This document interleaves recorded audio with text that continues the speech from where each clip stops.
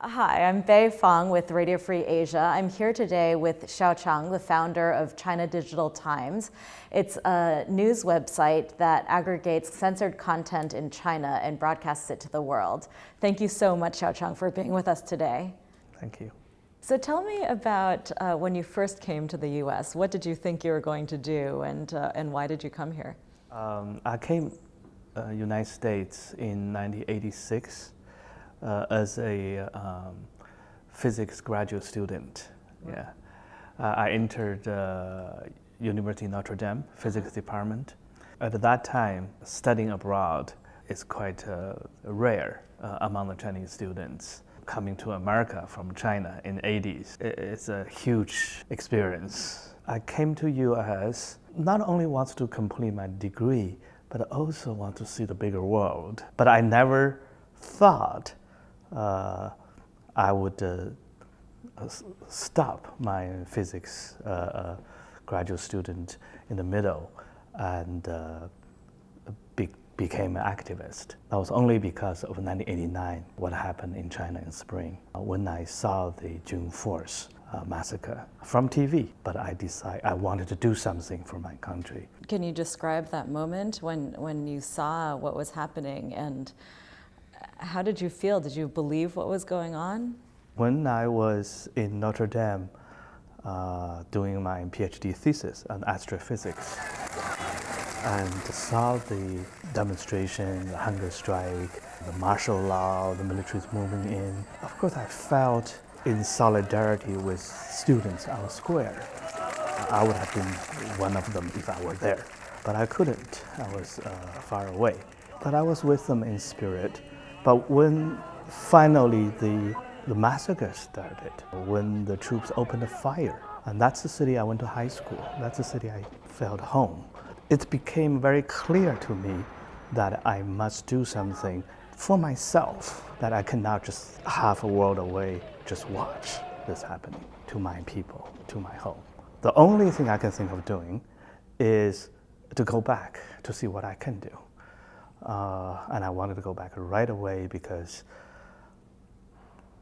it's almost my personal statement that this massacre cannot prevent or intimidate the people to the spirit.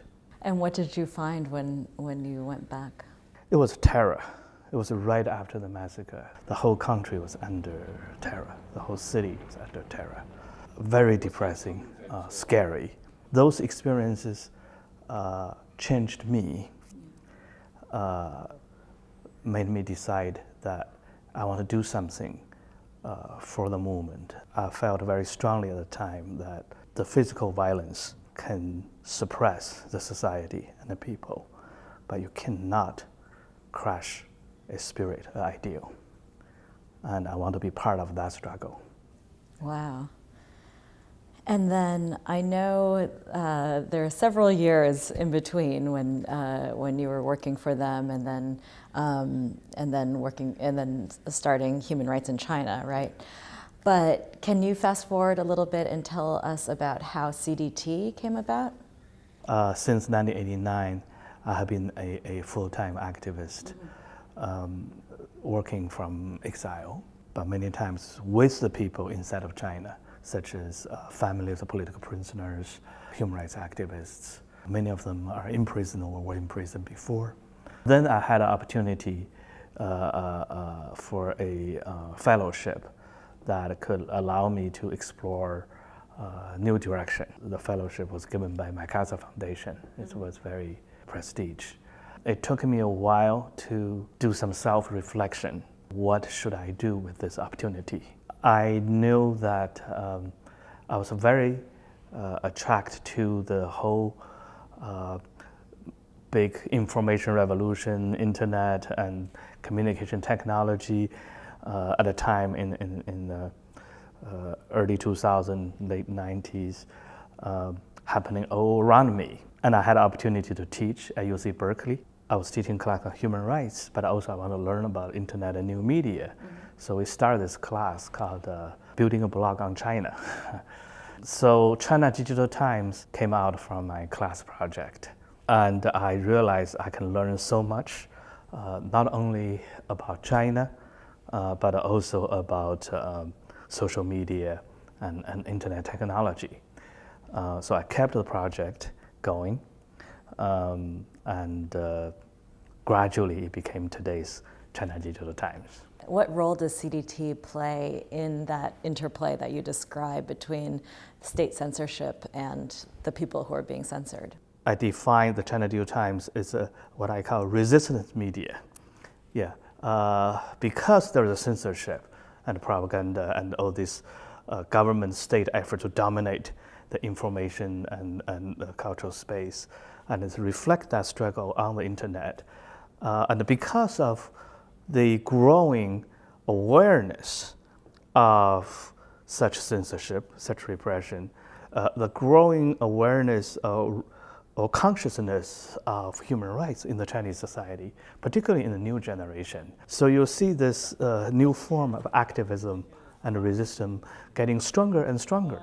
And this clash with the censorship is where the Chinese society are progressing or changing. Sometimes it's going backwards because the censorship and the government pushing back very hard. But in general, it recorded the trace of the expanding of the information freedom and the expanding of the ideas of human rights and freedom of expression in the Chinese society. As you know, recently there were protests in Wuhan. Can you tell me a bit about what happened and how you saw it evolving on social media? Right. Well, Wuhan is a very special case that not only in terms of form of protests, the village protests over the land issues, but how they organize themselves. 5 years ago, they elected their own officials, trying to negotiate with the authority or defending the rights of their land that through their own elected officials. So that's quite a democratic breakthrough at the village level in the Chinese society. And also the way the young people in Wuhan that using the social media to get their voice being heard by the rest of China and by the world.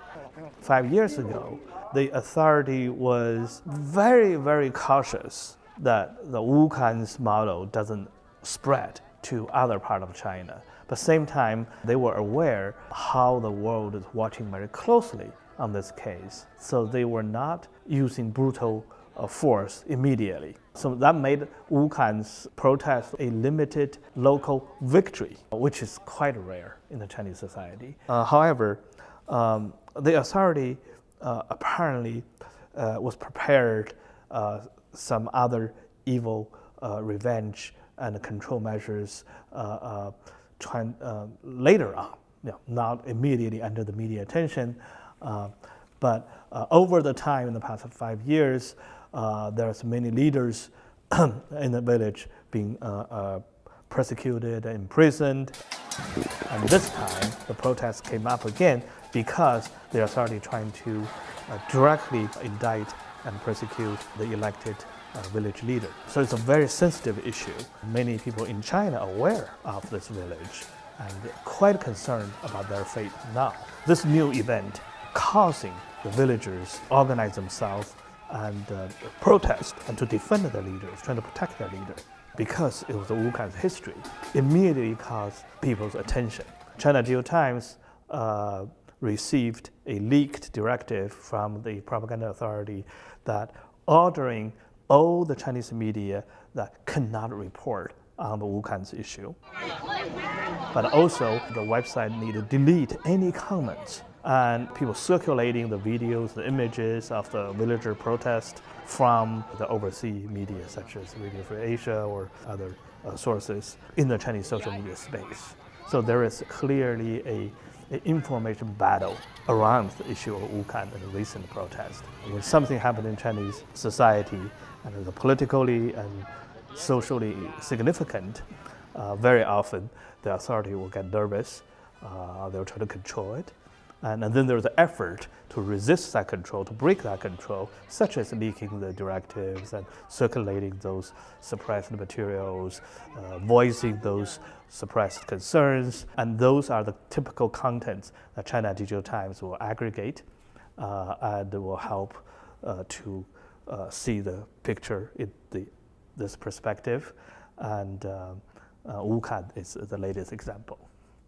How has the Xi Jinping government in particular, how have they been approaching censorship? The growing awareness of censorship and the growing resistance to the censorship propaganda in Chinese cyberspace has been going on for years and strong. And technology, new platforms actually help this process. Especially Weibo played a big role to gathering the public opinion in the Chinese society. And you can watch clearly on Weibo that the pro-democracy, pro-human rights value type of voices become the mainstream, and the popular voices clearly different than what you see on the official media. In that context, Xi Jinping stepped into his office in 2013 and clearly realized the urgency for the government to push back on those growing trend of democratic voices. Xi Jinping sensed the danger of the internet to the survival of the regime itself. Right? He clearly said it in his internal speeches that internet is the biggest variable of the regime's political future. Under that understanding, Xi Jinping ordered a new round of forceful campaign repressing, crashing the internet pro-democratic voices in the Chinese society in general, including arrest people because what they said on Weibo or on blogs, including putting them on CCTV to be nationally televised confession, including adding a lot more resources, deleting posts and controlling internet companies, and organize at the national level those internet commentators, pro-government voices, to spread their messages online, but pretend they're ordinary netizens. But 3 years after that campaign, I feel that campaign already lost the momentum. And if I have to project in the next 3 years, I feel the internet voices will come back again, even in a stronger form. How long can the Great Firewall exist? How long can the Chinese government keep up this censorship? Well, I believe the Great Firewall eventually will fail. But Great Firewall will fail, censorship will fail, together with the Communist Party's party-state authoritarian regime fail altogether. So over the past decade, I have observed on the Chinese social media how the idea of universal value, democracy and human rights that has been grown into the Chinese new generations and the different populations. And once that people's mind changes and social values start to change, they're not going to change back. That's why the authorities are so afraid of. That's why they are more and more heavy-handed on the censorship side, but it's reflecting their own fear. And the online population today in Chinese society is almost half of the society, especially the urban and more developed regions. That is a telling indicator of how the value and people's mind are changing in Chinese society. And I don't think any form of censorship propaganda can reverse that. That's where I believe Chinese society is progressing towards a more open and democratic system. Even the transition, the big moment, it's not happening at this moment. We don't know when it will happen, but the process towards that moment is clearly unstoppable. Thank you so much. It's been a wonderful experience sitting here with you.